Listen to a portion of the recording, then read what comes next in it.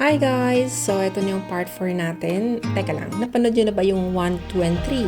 Kung hindi pa, balikan nyo yon para makita nyo kung saan tayo nanggaling. So, sa mga hindi pa napanood yung part 1, 2, and 3 natin, nandito nga pala tayo sa Varna City, Bulgaria at naglalakad-lakad tayo dito sa kanilang sea garden. At itong nakikita nyo sa video, playground nila to at napakaganda kasi malawak at libreng maglaro-laro yung mga bata. So, ayan. Sabi ko nga dun sa una kong mga videos, napakalawak talaga nitong sea garden at konting-konti lang yung ipapakita ko dito sa video. Lagi-lagi ako naglalakad dito kasi dito kapag nasa apartment ka, maigi talagang lumabas kasi parang hindi ka naman mabored. Kasi hindi katulad sa atin sa Pilipinas na kapag nasa bahay ka, paglabas mo, garden yun na or may backyard kayo or may front yard. Dito kasi wala. Kapag nasa apartment ka, kailangan mo talagang lumabas-labas. Otherwise, mabuburyo ka talaga. So, ayan, sa nakikita nyo, we're heading into their small amusement park. Maganda din dyan, lalo na pag summertime. Mas may enjoy mo talaga siya at ng mga bata. Libre lang din dyan, ha? Yun ang kagandahan dito. Madaming libre na pwede kang ma-enjoy. Siyempre, yung mga rides, babayaran mo yun.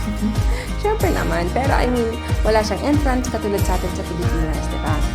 Libre lang pumunta dyan. Magkala-gala, pwede namang hindi ka gumastos.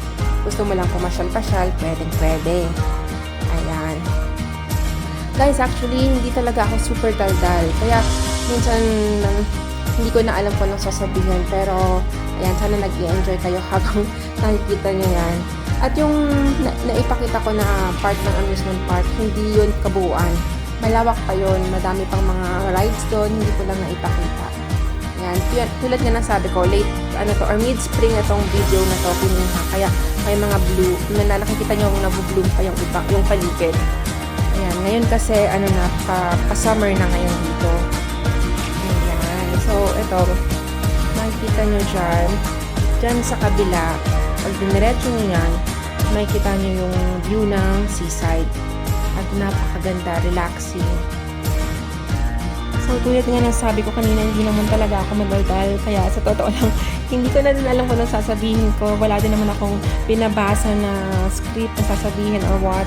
So, kayo na lang bahala magtanong guys kung may mga tanong kayo about dito, about sa lugar, kung paano mamuhay dito, ganyan. I'll try to answer all those.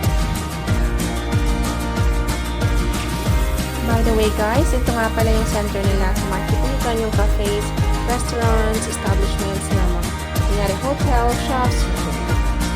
So, maganda maglakad-lakad din dito sa downtown center.